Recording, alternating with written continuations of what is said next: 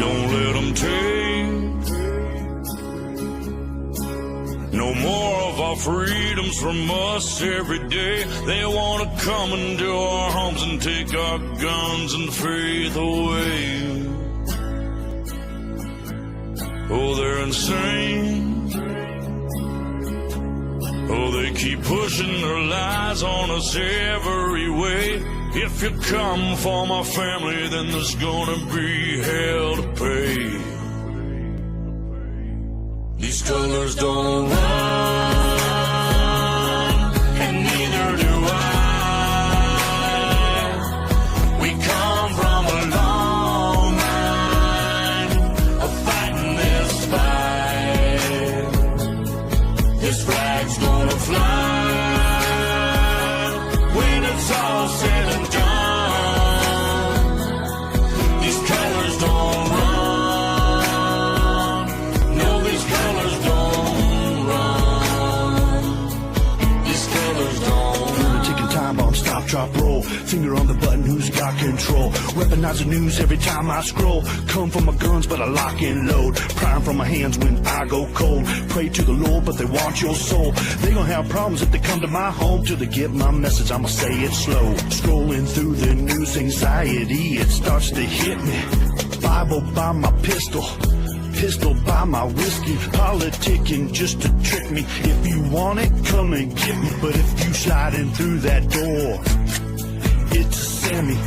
Fight for the stripes, but the blood still dripping. To the grave, all waving and the flag still whipping. They want my liberty, they won't strip it. They want my land, they won't get it. My grandfather's blue collar's dirty and frayed, cause he keeps rolling in his grave for what they did to this place. These colors don't run, and neither do I. We come from a long line of fighting this fight. This flag's gonna fly when it's all said and done. These colors don't run. No, these colors don't run. These colors don't.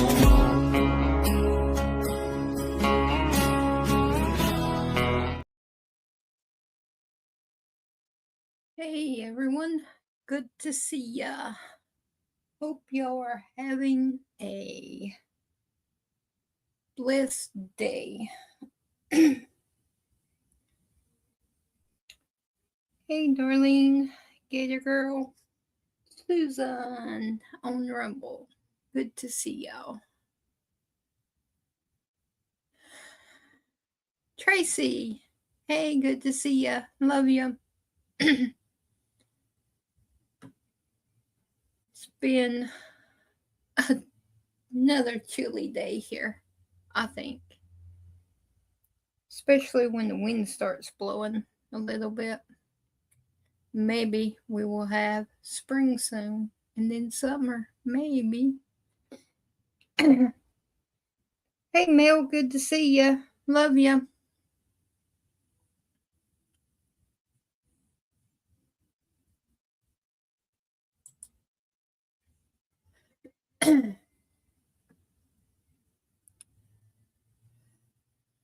So,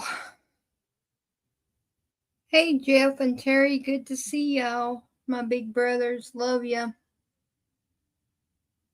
Hope y'all two are doing good.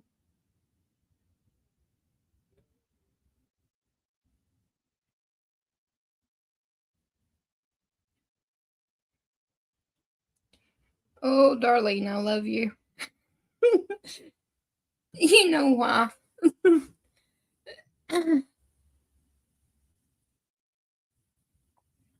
Okay, let's get started.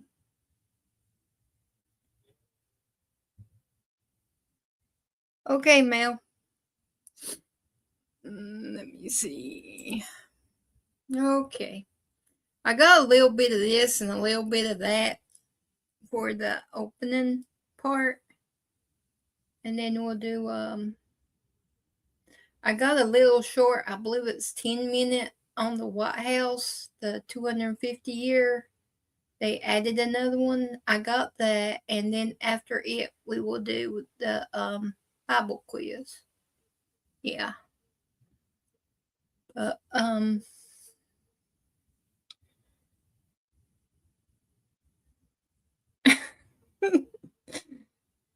impossible, darling.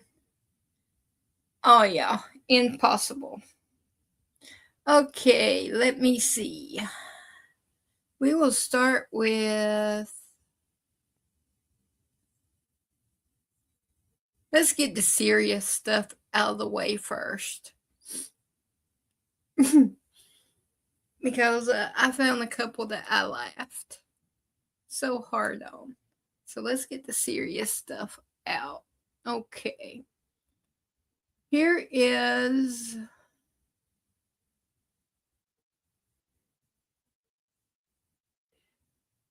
Iran lost a few more people. So here's a little news clip on it. They're finding out that we're not playing around. Overnight, the world officially a safer place as another chief terror leader in Iran is confirmed dead. Israel confirming its airstrikes killed him and 2 more senior officials in another blow to the terror regime's leadership. So what does this mean for the future of the regime, and who are the leaders and who's still alive? Middle East Institute Associate Fellow Dr. Nazi Moinin is joining us right now. Nazi, you were born there, right, in Iran? Yes. And when's the last time you were there? 1980. You've been staying up with this and hoping for this day in which the regime comes to into the family of nations. How close are we?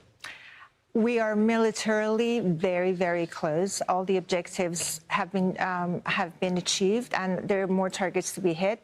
But with the firepower between the Israelis and the Americans, I have no doubt those will be hit also. Especially with the Israelis, with their intelligence on the ground. Let's look at the progress being made. Look at the dead wall. Cindy, good to all see these you. evil Love you. guys that have kept that regime and repressed their people since 1979. These are the ones that were doing it, and these are the ones that are dead. Of course, they're the supreme leader. This is the guy that was taken out last night. How significant is that? Well, you know, every one of these guys are significant. The Minister of Intelligence has its own role on trying to crack down on the demonstrations, being able to coordinate between various factions that are on the ground, trying to be able to bring some sort of a regime crackdown. So all of these guys they filled big shoes. But of course, Ayatollah Ali Khamenei, who was the longest running dictator in the Middle East. Dead right away. And yes. these are the people underneath them. And Larijani taunting us on Friday, yes. Dead on Monday. Ali Larijani is one of those figures that he was a smooth operator. He navigated between different circles of power. He was a person that not only shaped the messaging inside and coordinate different activities, but also he shaped the messaging to the outside world. So all these guys are commanders working together, but they plan for a depth charge should something happen to them. These are some of the men that are still alive right now. Not going to be women, because women have no place in their society the way it's currently structured. This guy might be dead. He's certainly too afraid to speak, right? Well, my Israeli sources tell me that he's alive. He is a little disfigured. He's probably lost a foot. He probably doesn't know he's a supreme leader, but he's alive. Right. I heard when he was told he got the job, he said, not me, thank you. The president, not much power. He's irrelevant because, you know, he also tried to resign yesterday. He tried to resign yesterday? He tried to resign yesterday. And this was the second time. I think the first time they didn't accept. I don't know what the result of the second round is. Remember, this guy's like a scientist, and he was replaced when the other president crashed in a chopper crash. The foreign minister, this has been pretty much the face. He's doing the Sunday shows. Yeah. Is he a major player, and is he somebody that we can deal with? Are we looking to reach out to? Well, we've always been able to talk to everybody that we had been trying to bring to the table, but the buck always stopped with Ali Khamenei, who's no longer there, with the supreme leader. Right. He dictated the terms. He made his preferences obvious. He followed the line. He's a principlist. Principlist means the person who follows the line of the imam. But by the way, when he makes the statements, it also gets trumped off in time by the IRGC spokesman, the head of which is now dead. But we'll see. He's the one who reportedly, now denying it, texting Witkoff. Also, Brian, he's the one that was on Sunday show saying that I speak on behalf of Iranian people. I'm the voice of Iranian people, which made a lot of Iranians mad. So as we look at these guys that are left, you point to the parliament speaker as someone with legitimate power still. Yes. Is he somebody that the West could reach out to or has to kill? I don't know how to answer that. I can tell you that Ghalibaf is a major player. He was very close to Qasem Soleimani that Trump had ordered killed on January 2020. He was the ex-mayor of Tehran. Then he became the parliament speaker. He's also an effective insider. And they're afraid the Mossad is contacting other commanders in the field and let them know you have a choice. You're on a blacklist. You're going to die unless you resign your commission. And last night you said the people did speak up and went into the streets last night, and they were told not to on the fire festival, correct? Yes. So they went in the streets anyway. They did, and they celebrated, and then the Besieged came to break them up, and the Besieged heard the drone sounds, and they fled. The Besieged ran. Yep.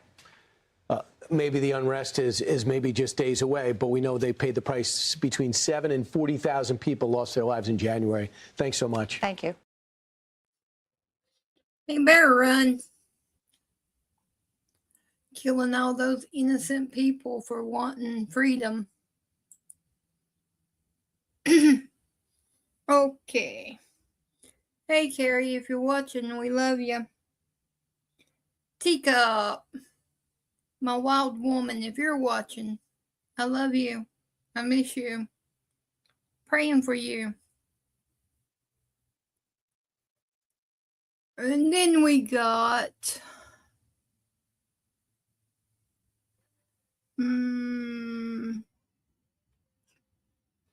this little clip. I cut it down.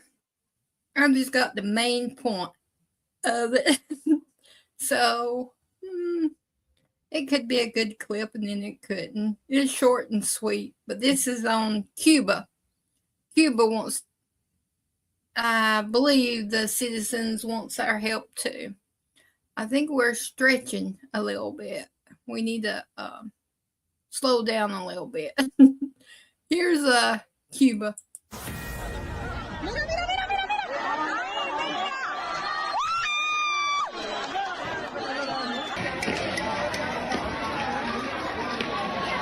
You got to keep a keen eye on this story now. That is across the Florida Strait in Havana, Cuba, over the weekend.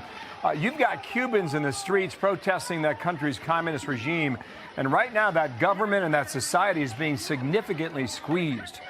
People suffering under a series of crises. The island plunged in the darkness yesterday. Had a nationwide blackout hitting 11 million people and prompting more unrest. So where does it go? How much help do they need? What will the U.S. do in turn? Jillian Turner's got some answers right now for today from the State Department. Jillian, good morning there. Good morning to you, Bill. Good to see you back. Cuba's national power grid has now completely collapsed under pressure of a U.S. oil embargo that has prevented any shipments of oil from reaching the country's shores since back on January 9th. Right now, the entire country remains in blackout for the second day running. President Trump says it is time for Cuba's president, Miguel Diaz-Canel, to step down. Asked by Fox News yesterday, he says he's planning to make the island nation of 10 million people his own. Listen. I do believe I'll be having the honor of taking Cuba. That'd be good. That's a big honor. Taking Cuba. Taking Cuba in some form, yeah. Taking Cuba. I mean, whether I free it, take it, I think I could do anything I want with it. It's not just electricity that is now out. The government has essentially been rationing airline flights, tourism visas, gas and hospital services, water. This all prompting these large-scale protests against the regime that have been building for weeks. The U.S. says a deal to force the regime's hand is in the works. Cuban Deputy Prime Minister says Cuba's private sector is now open to foreign investment by Cuban exiles living abroad, including right here in the U.S. How much of a difference that will actually make to the collapsing national economy remains to be seen. So that was enough on that, I thought. I could be wrong, but okay. And then we got Greg talking about Nick Shirley here. He's proud of him.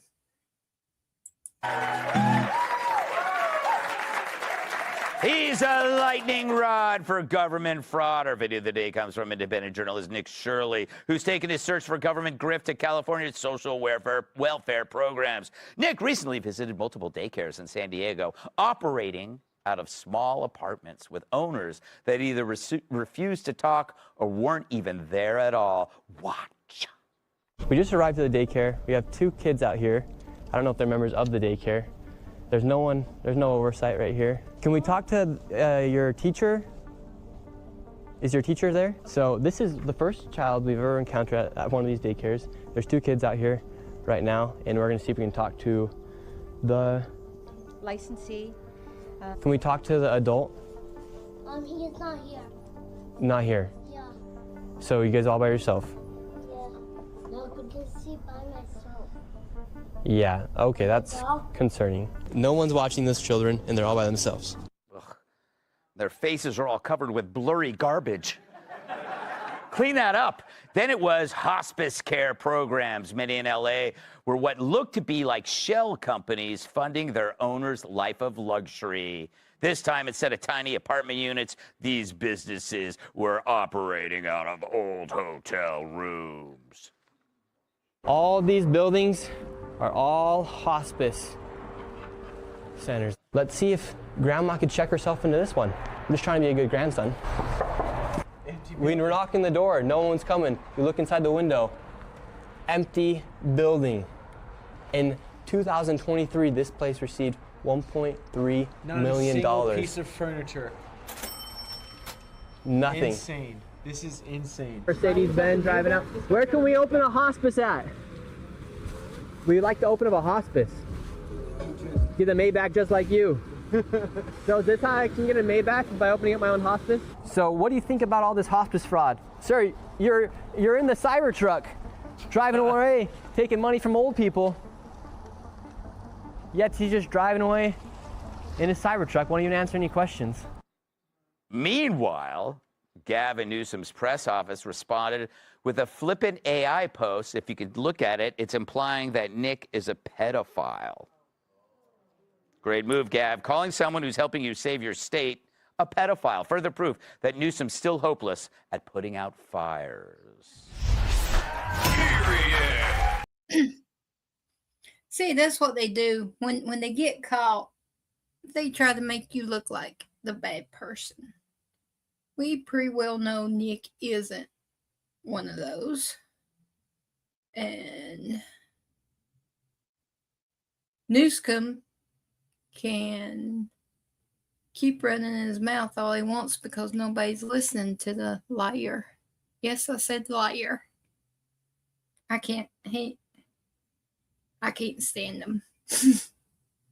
He's up there with the other with my other lady, but the man version. 10 minutes, pass it back. Okay, that's all of the news part I got. Okay, here's I like this. This is how we feel down here. This is Scotty. Darlene, I know you agree. Gator Girl, you agree. Tracy's lucky. The northern people's used to it, but us southern people just can't get over it. Don't just get cold. We take it personal, like the weather woke up and chose to bother us specifically. Because the second it drops a little outside, everybody starts acting different. You step outside and that cold air hits you in the face, your first reaction ain't bird, it's attitude. Southern cold is sneaky too, because it'll look fine. The sun is out, the sky's pretty. Then you walk outside and it's sharp. Kind of cold where you breathe in and regret it instantly. Then your whole day becomes wardrobe gambling. You put on a hoodie, now you're sweating by lunch. You don't put on a hoodie, now you're sitting in the car with the heat on 85 like you're roasting a turkey. And we do that thing where we act tough about it for no reason. It ain't even that cold.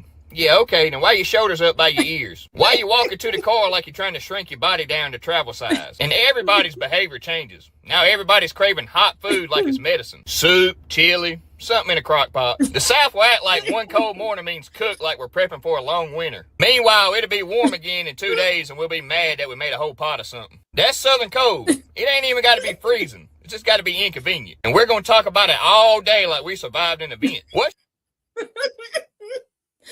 Oh, lordy, lordy, lordy. I'm going to run into him one day. You watch and see.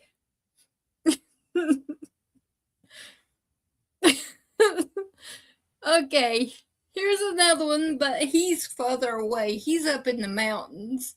Listen to him. He's cutting a feet here. Because it did snow just a little bit up there the other day. So listen to him. I can't take it. Oh, that ain't dandruff flying, people. That ain't a ticker tape parade. It's snowing. It's dang near April. I want you to look. I want you to look. I mean, it's pouring down out here. My plants is turned over. My fireplace won't light up. It's snowing. I can't take it. Somebody get in their car or truck if you can get through this blizzard and come and get me and take me to Florida. I'll move in with y'all, go in a nursing home if I have to, but I cannot for the life of me handle no more of this snowmageddon. Help. Just help. I can't do it. I want to go to the Bahamas. Bye. We couldn't survive up above us. We call that a blizzard. Look at what Bitbite and Susan and Jay Keeps got. Lord. We couldn't make it. Here's another one of them. A little bit after that one. He's really freaking out. Because it was 78 degrees and I bought some outdoor furniture for Cletus has got a big deck back here. And I want you to look. It's all ruined. It's just ruined. Look here, my sectional's just ruined. The pillows, look. I want you to look. I can't lay on them. They froze solid. Look here. Oh my God, I'm gonna get frostbite now. I want you to look. That's got to be a foot and a half right there. That's literally a foot. See, foot. I bought me a plant, a real plant. Look at it. It's just the snow's just covered it and knocked it down. And then my rock me mama like a wagon wheel wall down through there. Just ruined from the snow. Dollar General had a sale on chairs to sit around a fireplace, and I went and bought them, and now they're ruined, froze solid. Can't even get them up out of there. Umbrella. It ain't going to ever open up. It's too heavy.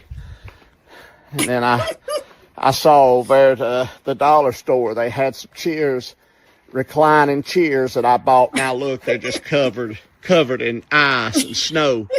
And my waterfall, ain't even no water coming out of it. It's froze. Butterflies is stuck to the wall. People, this is more than I can handle. It just said, look at my cat right there. He's thinking, man, let's move to Fort Pierce, Florida. Can one of y'all million people ride up here and get me down to Destin, down to Punta Gorda, somewhere, Daytona, Spinnakers, La Vela, the Caribbean, somewhere, because I'm telling you, when I was younger, I could handle it, but I can't handle it no more. I want sun, shine. Look at my roof. It's covered. I don't know if it's going to last or not. I hope it don't fall in. Y'all pray for us as we battle this storm. It's still coming down. I don't even know if y'all can see me. Look at my hat. You can see it coming right there. And that ain't dandruff, people. Keep us in your prayers as we battle Snowmageddon. 2026. Oh, Lord bless them. 3 minutes, pass it back. We just can't handle such.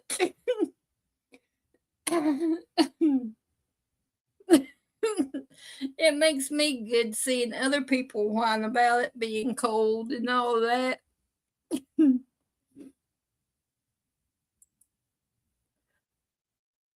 And we're not as cold as regular other people either.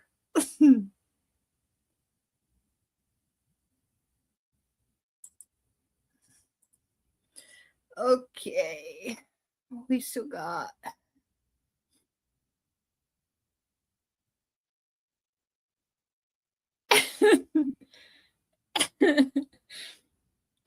I'll just flipping through, just scrolling through, and he popped up, and I was like, oh Lord, here we go. I laughed so hard about rolled in the floor. I was like, come on. I know people got close over a foot of snow, and here he is whining over but I know he's picking. He's just playing. We're tougher than that.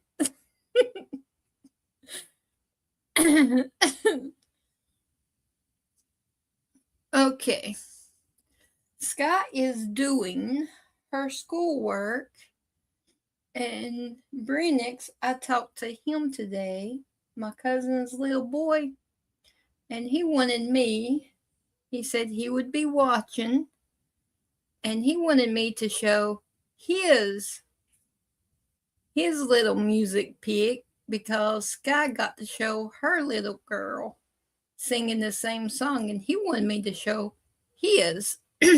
So to keep the peace in the family, Brenix, if you're watching, this is for you. Don't play with me, don't play with me. God on my side, you can't play on me. Pray on me. Devil try, but he can't take from me. Take from me. I'm too covered, you can't aim at me. Aim at me. Boy, don't play with. So, it's about time. So what?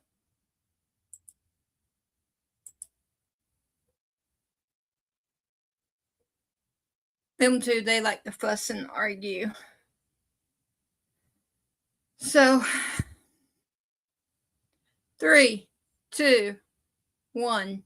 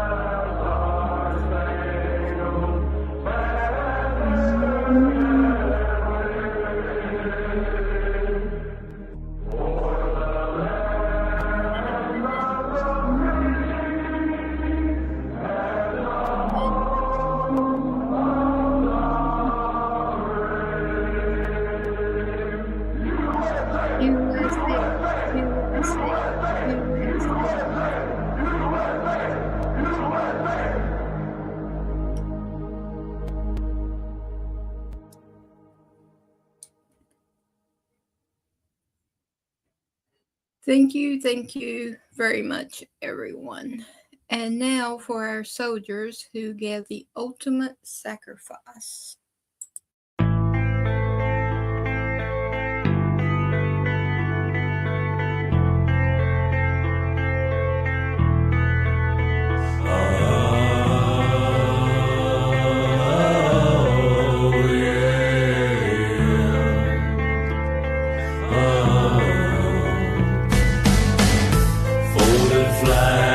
And memories, photographs and the rosary. She hangs her head as the choir sings, and she cries, and she cries, and she cries, and she cries. 'Cause her family was waiting at home and was praying for him to survive.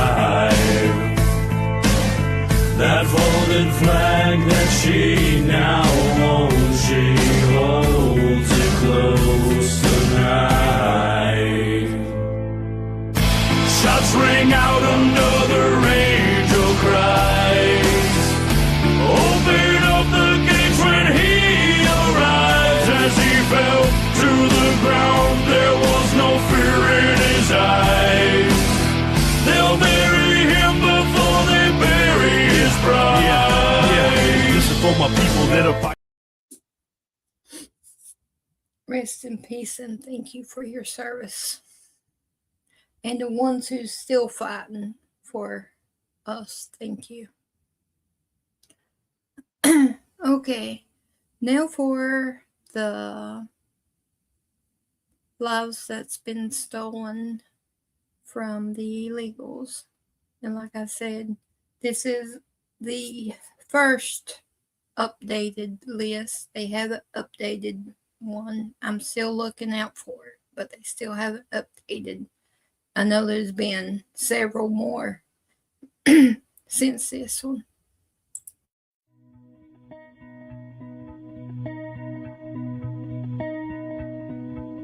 Tell me, what does it look like in heaven?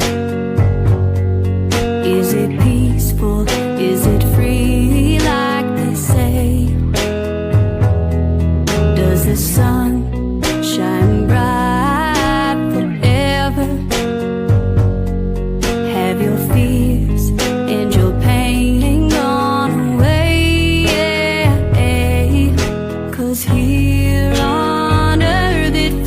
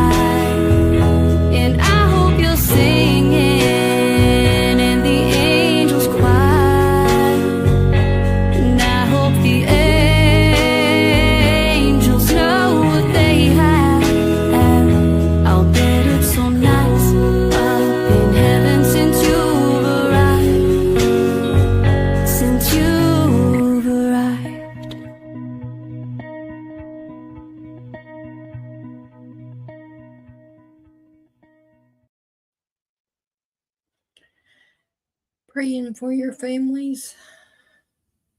Rest in peace.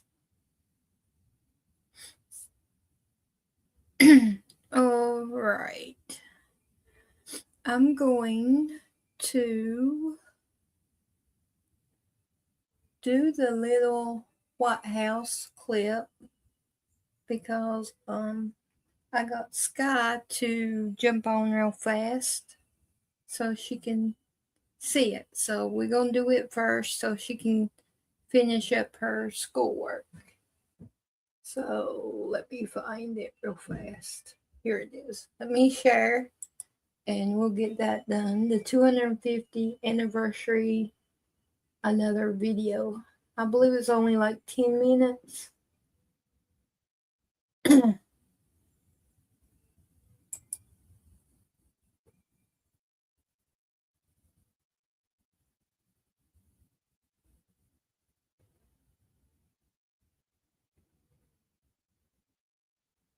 In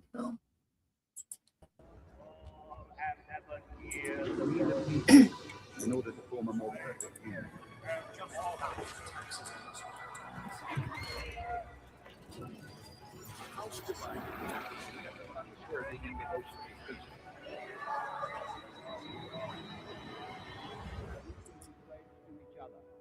Our lives, our fortune, and our sacred honor.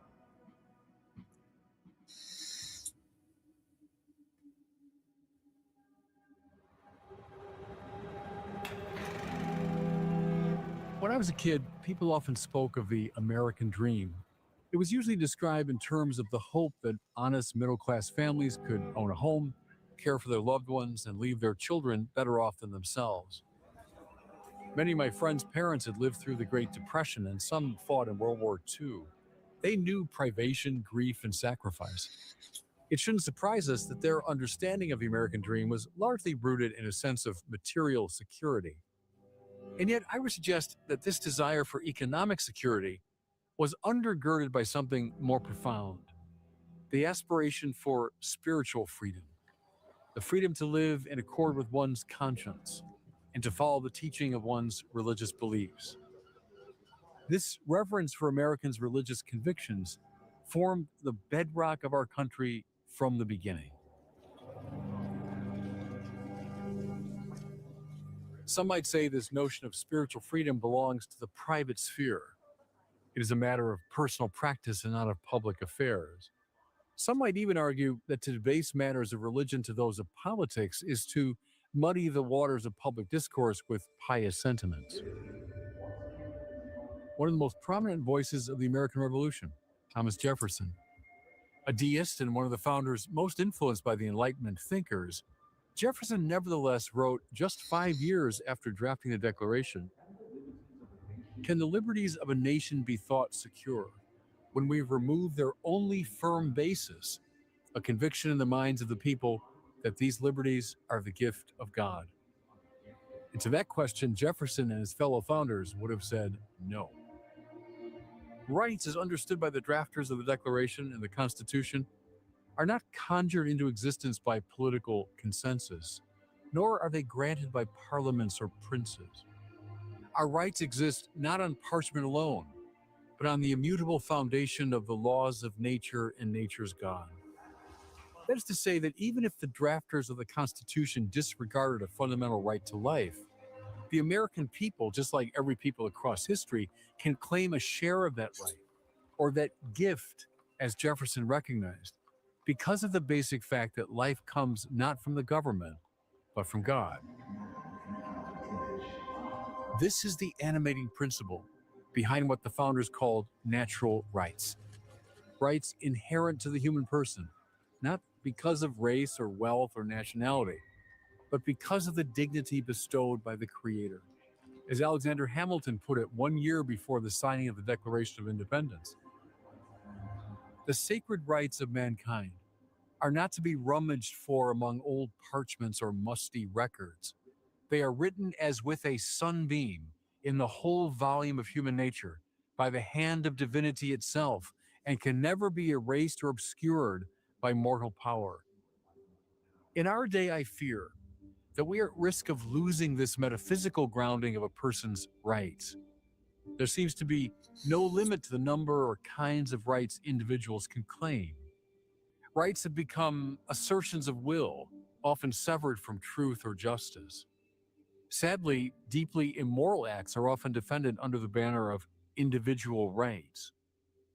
But I would posit to you that this conception of rights is really a misconception. Rights do not exist just because we say they do. And here I call to mind one of my intellectual heroes, St. Thomas Aquinas. Aquinas rarely spoke of rights in the plural. Instead, he referred to the Latin word jus, which means the right, understood not as a claim, but as that which is due to another. In Thomistic terms, a right is what justice demands, as measured by the divine order. By this he meant something in accord with God's design for mankind and the universe. This is a far more substantive and sobering understanding of rights. It places rights not in the realm of popular preference or ever-evolving societal demands, but in the realm of respect for the human person and the common good. At the same time, the natural law tradition insists that these principles of freedom, justice, rights, and responsibilities are not hidden from us. On the contrary, these fundamental truths are accessible to all, discoverable by natural reason, written, as St. Paul says, in their hearts.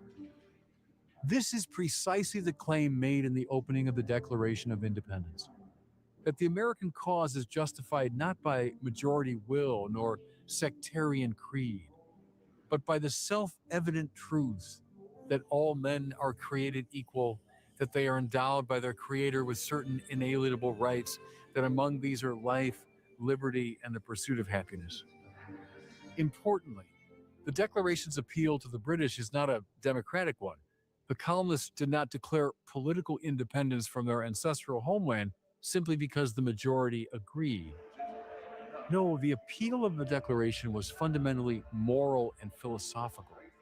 It was a practical application of moral reason to political grievance. In the estimation of the signers of the Declaration, British governance had devolved from stewardship into tyranny. In fact, they all agreed in the Declaration that the Crown involved itself in circumstances of cruelty. Hey, Tamara. Hey, Carrie. Good to see y'all. In the most barbarous ages. Love ya. And totally unworthy of the head of a civilized nation. This claim is not for mere rhetorical flourish. Rather, it signals a moral judgment. The abuses of the Crown were more than an inconvenience. They were a grave injustice. The signers of the Declaration committed a revolutionary act, one that led to a devastating war.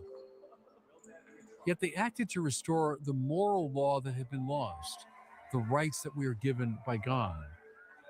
And while it's impossible for us to know the thoughts within the hearts and minds of men, I believe it was the conscience, the inner witness of the divine law that stirred many of the founders to affix their names to the Declaration.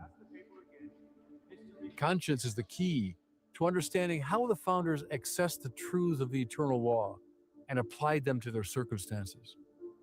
The Second Vatican Council in Gaudium et Spes describes conscience as the most secret core and sanctuary of a man. There he's alone with God, whose voice echoes in its depths. The founders' defense of the colonists was not only an act of courage, but one of justice. Prior to America's founding, many nations only recognized the rights of a privileged few. But the Declaration laid the foundation for recognizing the rights of all Americans. Now, this promise of liberty was not fulfilled instantaneously. It took a bloody civil war and many courageous abolitionists to end the sin of slavery and respect the dignity of all persons. But from the very beginning, our founders understood that rights do not exist within a vacuum. With every right comes responsibilities to our families, our fellow citizens, and our Creator. In other words, the right to life, liberty, and the pursuit of happiness does not render the political order neutral on questions of good and evil. It does not leave us in a naked public square, to use Father Richard John Newhouse's famous phrase. Rather, it presumes that citizens are moral actors, capable of discerning the good and obligated to pursue it. The Founding Fathers anticipated that the American people would not passively receive dictates from the state as distant subjects, but that they would actively participate in moral and political deliberations as citizens.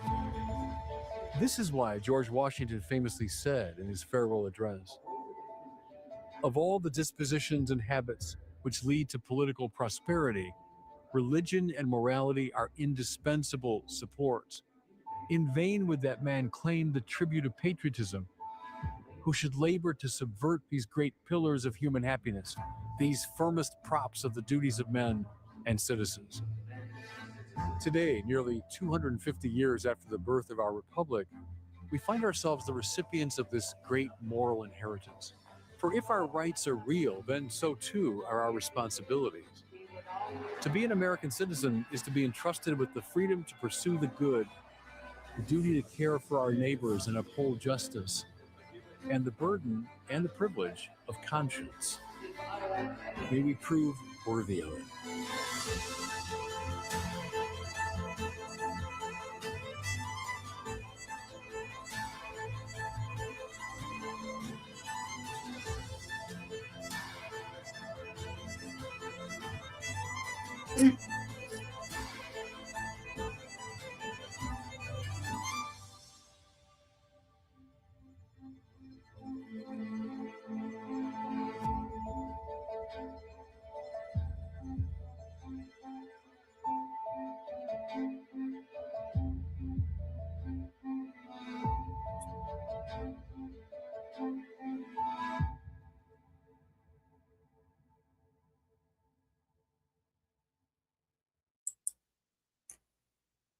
All right.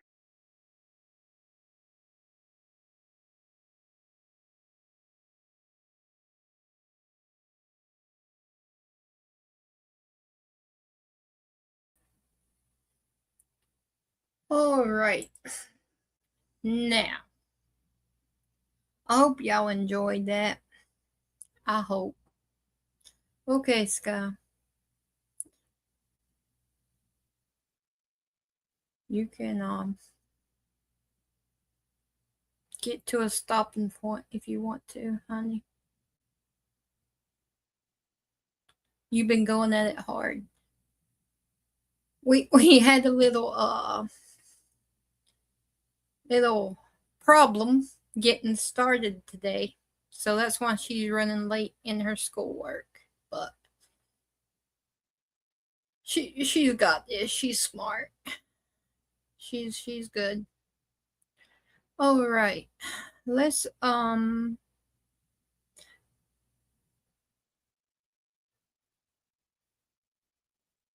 Oh, sorry, Carrie. All right. Everybody get your popcorn ready because we're going to finish the quiz we started. Let me pull it up real fast. I thought that was interesting.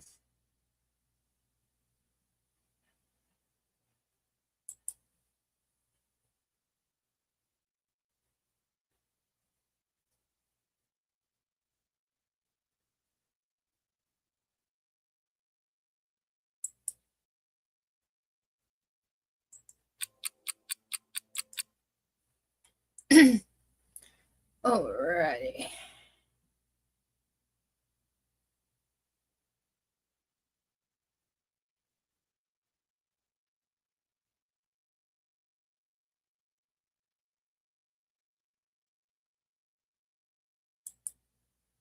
Lagging just a little bit.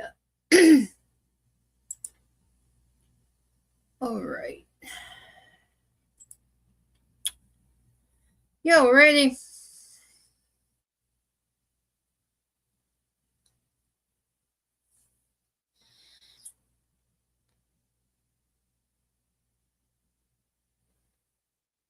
You're in Loop-de-Ville? Sky was in Loop-de-Ville earlier today. You wouldn't for happen to have Spectrum, do you, Carrie? I can't remember which one you had. I know Gator Girl had it, but I'm not for sure. Hey, Bit Bite. Hello.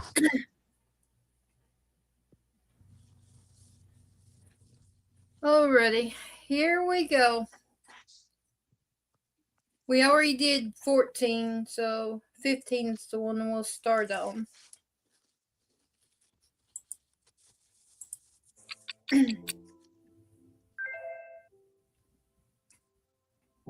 That's C, Malchus. In the chaos of Gethsemane, Peter drew his sword and struck the high priest's servant.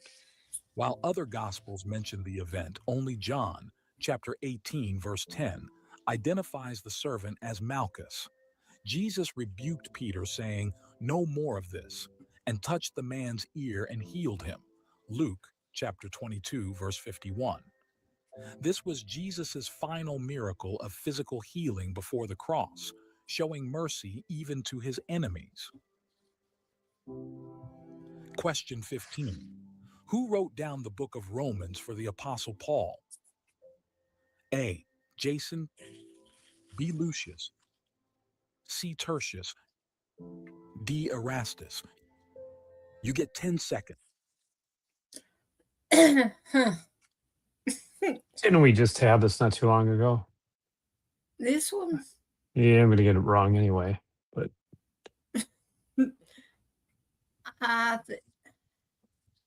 Well, 15 was running whenever I logged out.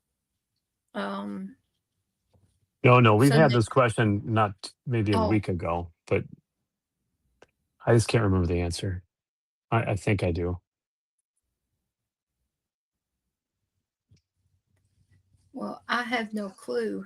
No, I think what everyone's answering is Oh, C. Okay, I go with C2. I follow the crowd. Cindy C. Tracy C. Darlene C. I'm going to use Tina's logic. That starts with T. Oh, Tracy, I'm rubbing off on you. That's a good and bad thing. Susan picks C, I pick C, and I don't know who you're waiting on. Oh, Gator's still playing? I don't know. She didn't say. So we'll give Gator Girl till the 10-second timer runs out. Let's see. If not, she can get the next one. There she is. C. Gator Girl says C. Whoop, whoop. All C's.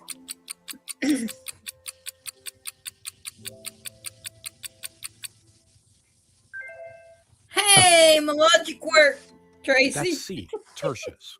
Paul often dictated his letters to a scribe, amanuensis. Hidden at the end of this theological masterpiece is a personal greeting. Romans chapter 16, verse 22 says, "I, Tertius, who wrote down this letter, greet you in the Lord." While the thoughts and theology belong to Paul under the inspiration of the Spirit, Tertius was the faithful hand that penned the words that would change history. Question 16. In the book of Jude, which archangel is mentioned as disputing with the devil about the body of Moses? A. Uriel. B. Michael. C. Gabriel. D. Raphael. You get 10 seconds. Only know the names of two, and that's B and C. So I'm going to go with, I think, I'm going to go with Michael, because I like the name Michael. So I think I'm going to go with Michael. It's one B. Okay. Cindy says B. Tracy says B. Darlene says B.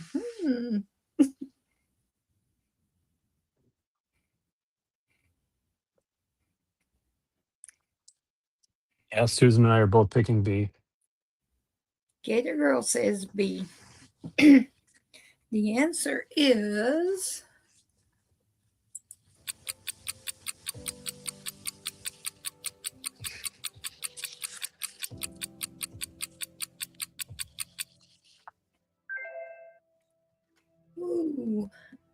That's B, Michael. This obscure and fascinating detail is found only in Jude, chapter 1, verse 9. It describes a cosmic conflict where Michael the archangel did not dare to bring a slanderous accusation against Satan, but simply said, "The Lord rebuke you." This illustrates a profound respect for divine authority and spiritual order, warning believers against speaking arrogantly about celestial beings or things they do not understand. Question 17. Who was the other candidate proposed to replace Judas Iscariot who lost the lot to Matthias? A. Silas. B. Philip. C. Barnabas. D. Barsabbas. You get 10 seconds. Oh, I'm going to go with the name that I can say, that's Philip. B. Let me see. Cindy says B. Tracy says B. Darlene says B. Gator Girl says B. Really? Oh, that's the wrong. Was that the wrong question? That was the wrong No. question. Was it? Because Cindy's got D Okay. coming. Cindy says D. Darlene says D. Tracy says D. Uh-oh. My B don't look too good. That's right. Susan and I are going with C. Maybe we'll stay with that. Alrighty. Let me see. Waiting on Gator Girl. She may be doing something. Alright, I'm going to go ahead and start. She may be taking care of the Liberty.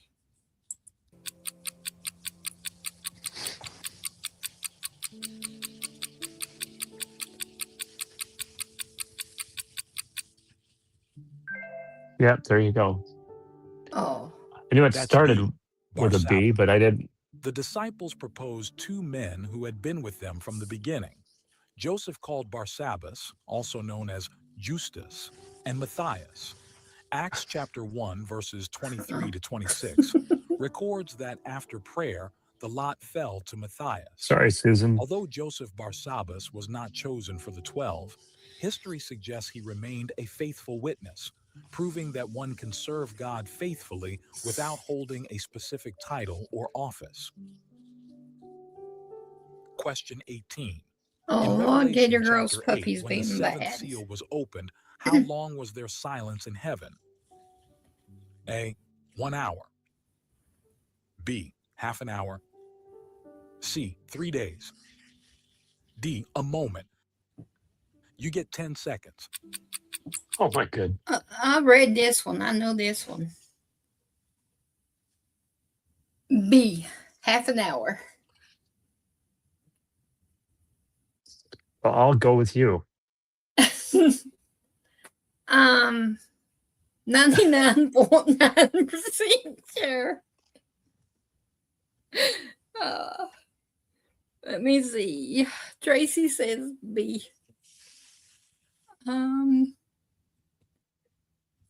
Cindy says B with a question mark. Darlene B.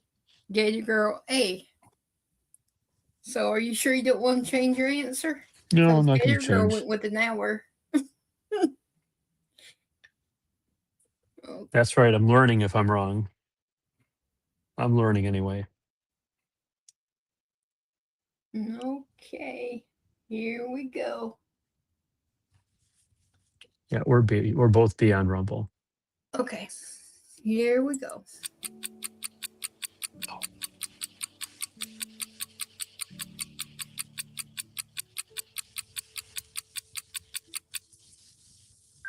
Yeah, I didn't confuse it. That's B, half an hour. Revelation chapter 8, verse 1 describes a dramatic pause in the heavenly worship. When he opened the seventh seal, there was silence in heaven for about half an hour. This silence likely emphasizes the awe and solemnity of the coming judgments, the trumpets, and signifies that heaven pauses to listen to the prayers of the saints, which are about to be offered with incense before the throne. Question 19. Which prophet bound himself with Paul's belt? A. Agabus. B. Silas. C. Ananias. D. Philip. You get 10 seconds. Well, Philip let me down on the last one. So he's on the bottom, so I'm going to the top. I'm going with A. I don't know, just a guess.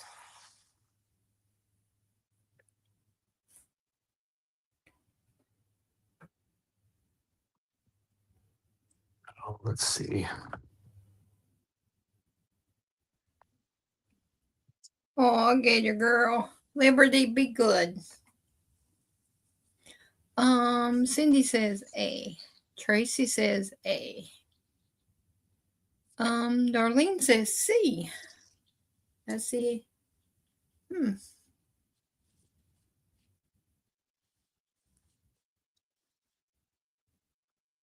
Watch it be Philip since I kicked him to the curb.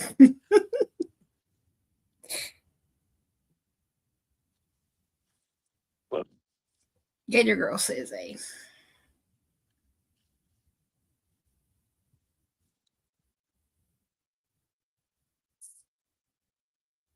All right. Well, I went with C.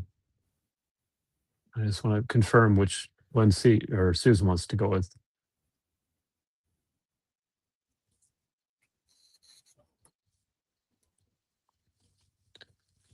Okay, she picked C. Okay, here we go.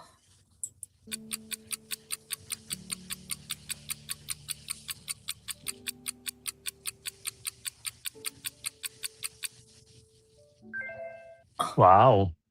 Tina's logic works That's again. A. Agabus. In Caesarea, a prophet named Agabus came down from Judea. See, I got to He read took this. Paul's belt, bound his own hands and feet, and declared that the Holy Spirit said the owner of the belt would be bound by the Jews in Jerusalem. Acts chapter 21, verses 10 to 11, records this vivid prophetic act. Despite the warning and the tears of his friends, Paul insisted on going, ready to die for the name of the Lord Jesus. Question 20. Who did the Apostle John rebuke for loving to be first? A. Gaius. B. Demas. C. Diotrephes. D. Hymenaeus. You get 10 seconds. Okay, chat. I'm following y'all on this one.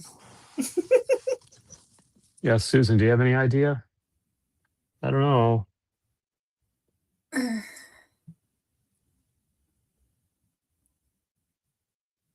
Because if y'all don't help me, I'm going to go eeny, meeny, miny, mo here. Because I really don't know. Even my logics it won't work on this one. Okay, ain't well, no T. it's another guess. I'm going to go with B. Okay, you're going with B.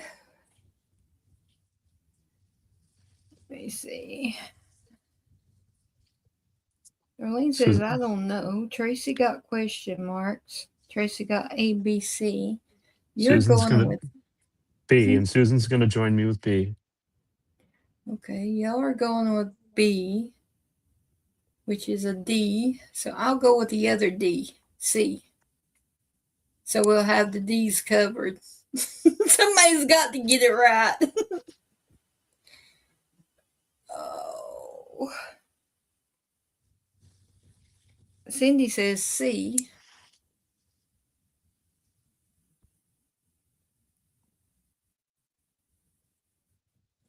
Okay, Gator Girl says C. If y'all are following me, I'm just going. He said B, so I'm going with the other D. I don't know. To cover the bases up there of D's. Cindy says D. Gator Girl says D. Darlene says she don't know in question marks. Tracy says A, B, C, D. So here we go.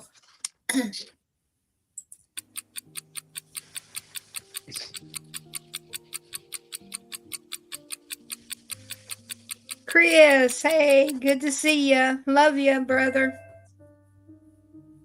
Wow. That's C, Diotrephes. In the Good short for you letter who of knew 3 it. John chapter 1, verses 9 to 10, John issues a stern rebuke against Diotrephes. Way to go, Chet. Unlike the hospitable Gaius, Diotrephes loves to be first, spreads malicious nonsense, and expels those who want to show hospitality. He stands as a biblical warning against pride, authoritarianism, and divisiveness within the church leadership. Stay with us until the end of the video to see how many Bible quiz questions you got right. Don't forget to note your score and share it with us in the Not good comments today. section. Let's explore and learn more about the Bible with these fun and interesting questions. Question 21. What was the name of Timothy's grandmother, mentioned by Paul for her sincere faith? Grandma? A. Lois. B. Eunice. C. Dorcas. D. Priscilla. You get 10 seconds. I don't know which one I'm going.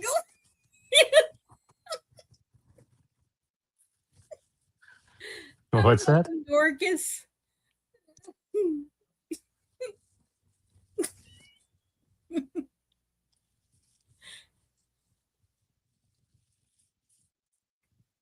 Okay. Gator Girl says D. I says C.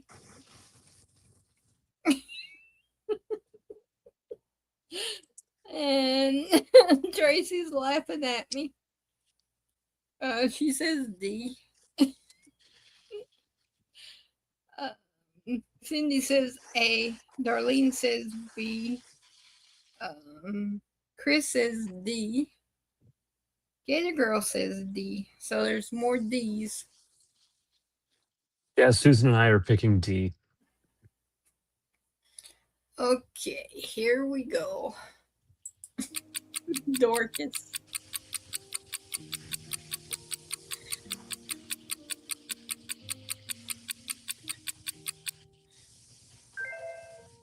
Lois. Oh.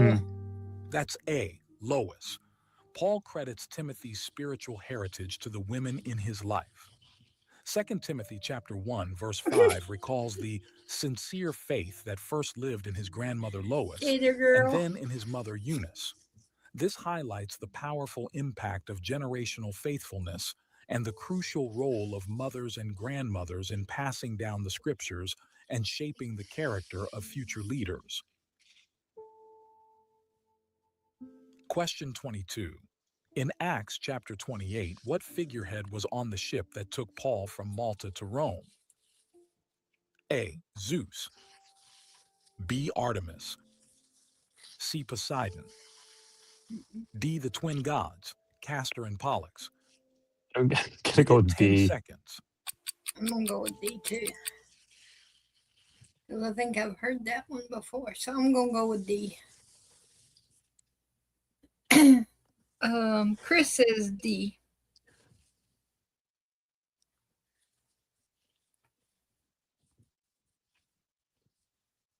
Darlene says D. Tracy says D. Gator Girl says C. Oh, you know what? Yeah, I'm gonna switch. Yeah, I'm gonna be D. Susan and I are both picking D. I misread it. I get it.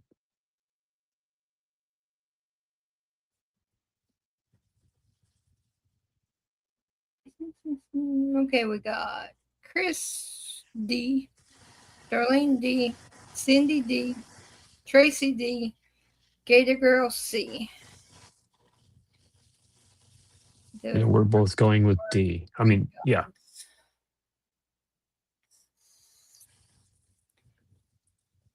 And the answer is baby brother feels strong about this one.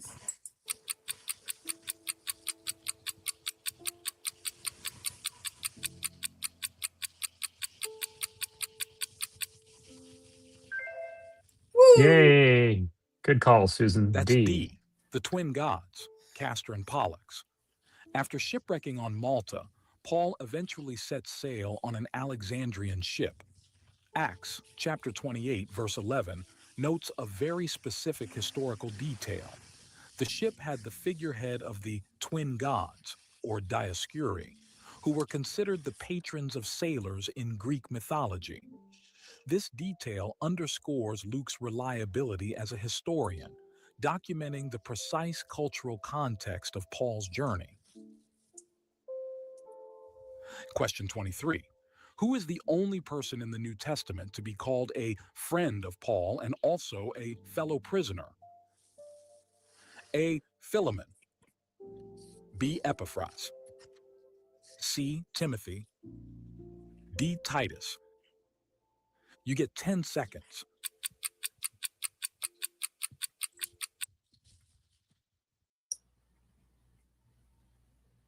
I'm gonna go with C. Timothy.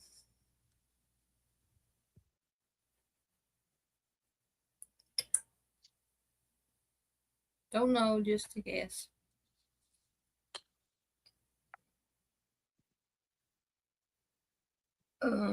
Chris says B. Oh, no.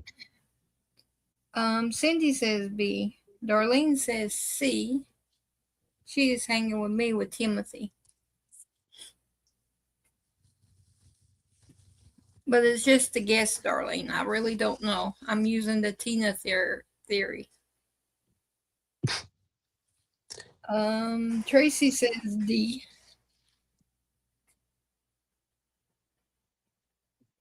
No, C. Oops. My bad. Tracy's going with my theory. Yeah, Susan and I are both picking C. Okay.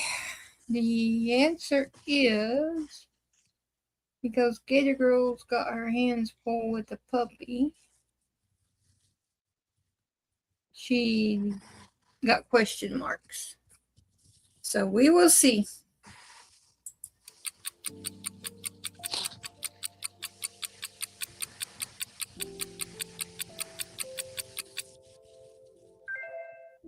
Oh, man.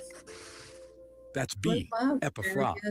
Epaphras, the founder of the Colossian church, is described by Paul in Philemon chapter 1, verse 23. Well, now I know the books as I got to spend time in fellow because I don't prisoner in know Christ this. Jesus. He wrestled in prayer for his people. I'm not This good with shows the names. cost of ministry. Epaphras Sorry, wasn't just a guys. pastor, I but let you shared in wrong. Paul's suffering and imprisonment for the sake of the gospel. I tell you not to listen to me. Question 24. Which book of the New Testament mentions Jannes and Jambres as the men who opposed Moses? A. Jude. B. Hebrews. C. Galatians. D. 2 Timothy. You get 10 seconds. Okay, Timothy, I'm going to give you another shot. I'm going to go with D, 2 Timothy. See if 2 Timothy does me wrong.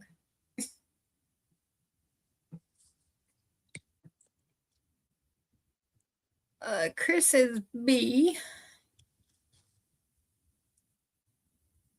1 Timothy didn't do me right. Let's see if 2 Timothy does me right. Chris B, Cindy D.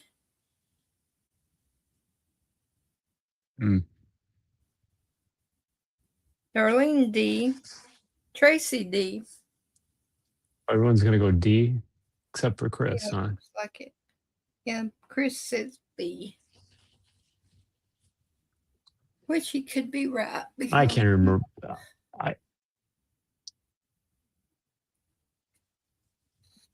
Well, Susan, let's just guess like everyone else. I think we're going to both. I'll see what she puts down. I'm going to, yeah, we're going to both go with D. We're guessing. It's going to be in one of the shorter books, and I'm thinking 2 Timothy or Jude is short, but I can't remember the contents of Jude off the top of my head. So let's try that. All right. Here, Gator Girl says D. So here we go. Come on, come on, come on. 2 Timothy, don't do me wrong. Oh, yeah. I love you, 2 Timothy. That's D. I'll read 2 you Timothy. next. The Old Testament, Exodus, mentions the Egyptian magicians but does not name them. However, Paul, drawing on Jewish tradition, identifies them as Jan and Jambre in 2 Timothy chapter 3, verse 8. He uses them as an example of false teachers in the last days who oppose the truth and have depraved minds, Oh, just as great. these magicians opposed Moses with their counterfeit signs. Question 25. According to James, the tongue is a small part of the body, but makes great boasts. What does he compare it to? A fire. B, a sword. C, a restless evil. D, a fire or spark. You get 10 seconds. So why are there two fires? That's why I was trying to figure out. And then I'm going with B. like a two-edged sword. That's what I was thinking too. I'm going to go with B too.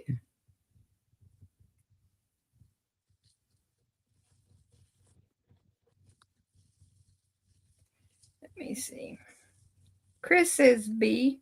Cindy says A. Gator Girl says B. Tracy says B. Darlene says B. And Cindy says D. I don't know, Cindy says. I think you can go. So A and D, it's a twofer. If you pick A, you got D. I mean, I don't understand again why you would have fire like that. That's just. Well, maybe they done that as to explain what a spark is. Maybe a fire or spark, sort of. A fire is like a blazing fire, and then this is like a little thing. Yeah, I don't. Okay, Susan and I both picked B. Yeah, I'm going with B because I remember hearing and reading that was like a two-edged sword. So I'm going to go with that one. The answer is to the final question on this one.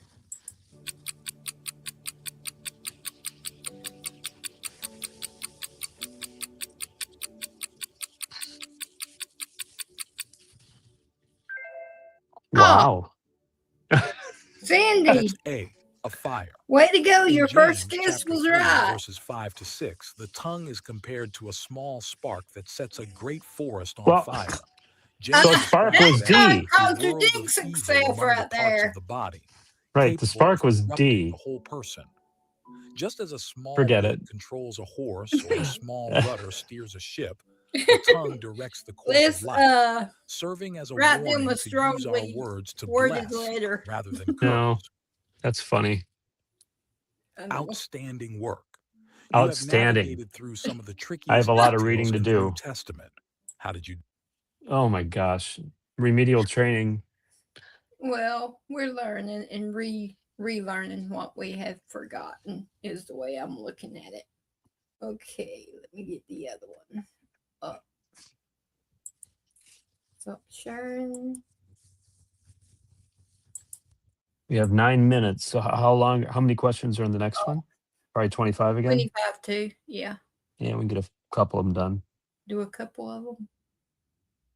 Let me share class. Oh man, I turned you off accidentally. Okay, share. At least I didn't remove you. I've been known to remove myself. Okay. Go back here, make it big, and go back here and start. We are diving deep into the New Testament. Okay, with here our we general go. knowledge challenge.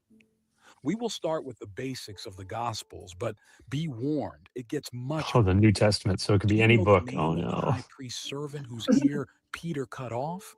Or which star in Revelation turned the waters bitter? Grab your pen and paper. You have 10 seconds to answer each question. Here's the ranking for today, 5 to 10 correct. You are a Sunday school student, 15 to 20.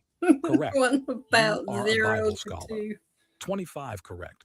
You are a professor of theology. So I can hear you, but I'm not Before we getting begin, any a big audio of the shout out video. to our faithful community members, Lalitha, Lissy Jacob, I Margarine mean, Armstrong, Uday Reddy, Rose Christopher, Igodi, Maria Ealer.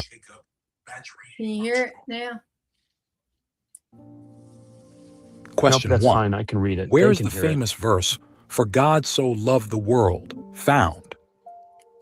A. John. B. 1 John to C. Matthew. D. 1 Corinthians. And you get 10 seconds. I know this one. I do too. Whoop, whoop. A. I'm picking A. Darlene says A. Tracy says A. Chris says A. Cindy says B.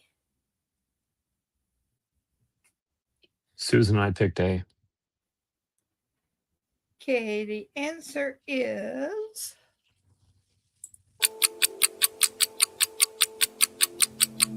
that too? Well, Dave, you can't hear it. But is that too loud, Pat? I turned it up. That's A. John. Specifically, John chapter 3, verse 16. This is arguably the most famous verse in the entire Bible. Spoken by Jesus to Nicodemus during a secret night visit, it encapsulates the entire gospel message. It reveals God's motivation, love, his action, giving his son, and the result, eternal life. It shifts the focus from religious works to believing in the Son as the only path to salvation. Question 2. What was Peter's occupation before becoming a disciple of Jesus? A. Priest. B. Carpenter. C. Fisherman. D. Tax collector. You get 10 seconds. I know this because I was told this story in Sunday school when I was little. I'm going with C, fisherman. Let's see. Yeah, that's right, Carrie. Thank you. He says John 3:16. Chris says C. Cindy says C. Tracy says B. And Darlene says C. And Susan and I both picked C. And Gator Girl says C. And here we go.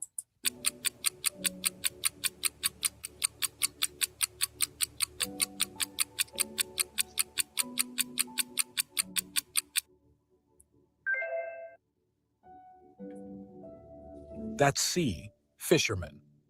Simon Peter and his brother Andrew were commercial fishermen on the Sea of Galilee. Matthew chapter 4, verses 18 to 20 records the pivotal moment when Jesus called out to them saying, "Follow me, and I will make you fishers of men." They immediately left their nets to follow him. This transformation illustrates how Jesus calls ordinary people from their daily labor to accomplish extraordinary spiritual purposes in his kingdom. Question 3. Who was the child born to Mary's cousin Elizabeth? A. Judas. B. John. C. James. D. Zacharias. You get 10 seconds. I know. I'm going with B, John.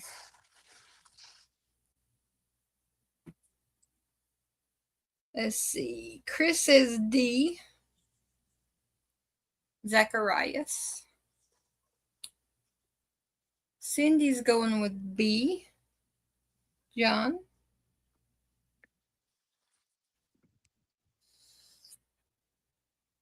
Darlene C. Gator Girl B. You're using my logic. Chris, what did you pick again? D. Oh. That only works with T. Words that start with T. We both are picking B on Rumble. Okay. Gator Girl said B. Tracy says B. And Carrie says John the Baptist. So he's going with the Baptist. So here we go.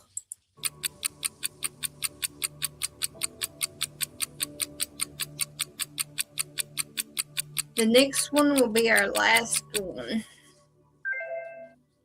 Woo, we done it. That's B, John.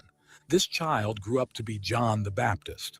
The angel Gabriel predicted his birth to Zechariah, stating he would be filled with the Holy Spirit even from birth. In Luke chapter 1, verse 41, when Mary visited Elizabeth, the baby leaped in Elizabeth's womb for joy. John was destined to prepare the way for the Lord, bridging the gap between the Old Testament prophets and the Messiah. Question 4. Who is credited with writing the book of Acts? A. My gosh, Paul. I should know this. B. John. C. Luke. D. Moses. You get 10 seconds. Okay, I'm going with my theory. Bo and Luke, because them's my TV people. So I'm going to go with C. Luke. Let me see. Chris says A. Gator Girl says A. Cindy says C. Darlene says C. And Susan and I are both picking A. You are picking A? Yep. Okay. Tracy says C. I think I said that. No, she just typed it. Okay, here we go.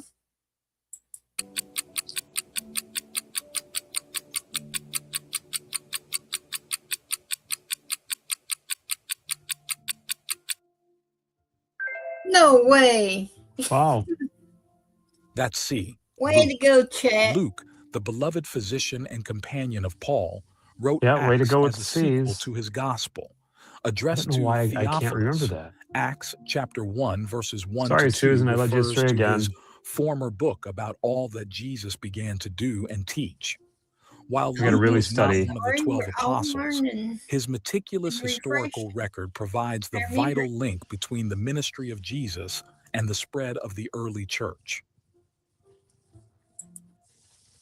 All right. We will pick up on this one. Let me write And down the number. And I think that's what I saw, what they just had up there in the top that made me think of Paul, is that Luke was with Paul. Okay.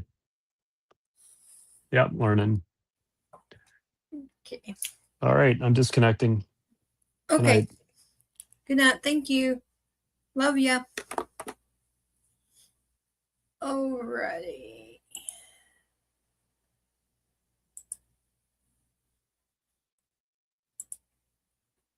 All right, family. Thank y'all for being here again tonight and putting up with me. And I love each and every one of y'all. And please keep Teacup, Betty and Steve in your prayers. And Gator Girl in your prayers. Carrie in your prayers. Chris, because he's got an upcoming appointment. Keep him in your prayers. Our baby brother. And D, Goldie and his dad in your prayers. Jared and Julius in your prayers. And Santa in your prayers. And if you wouldn't mind, my dad in your prayers.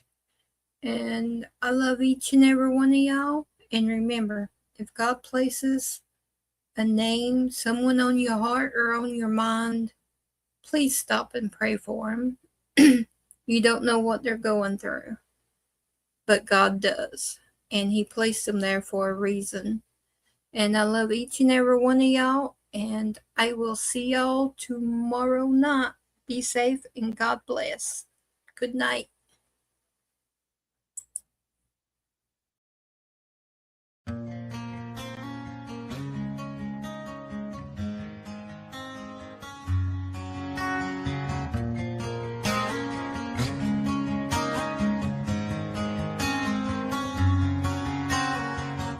Every step I take, every stride I make, I look around, sometimes I feel alone. Think about this life I live, only so much time to give. I'm on the run into the unknown. The line I'm walking's a straight one, outsiders say it ain't fun. I'm not here to impress anyone. Chasing dreams ain't always what it seems. We only get one life, sometimes it's hard to see. Making a difference might be my deliverance. When it comes to freedom, yeah, that's where I find it. The hard path in life can be a lonely one. Not too many walk this road I'm on.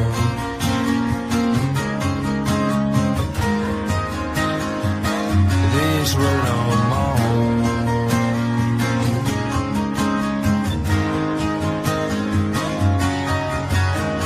Down since I left town, sorry for the letdown. Don't know the next time that I'll be around. When I ask myself why I do what I do, there's a couple reasons, yeah, I can count a few. To all the ones that are proud of me, to all the ones that doubted me, thanks for watching my dreams become reality. Chasing dreams ain't always what it seems. We only get one life, sometimes it's hard to see. Making a difference might be my deliverance. When it comes to freedom, yeah, that's where I find it. The hard path in life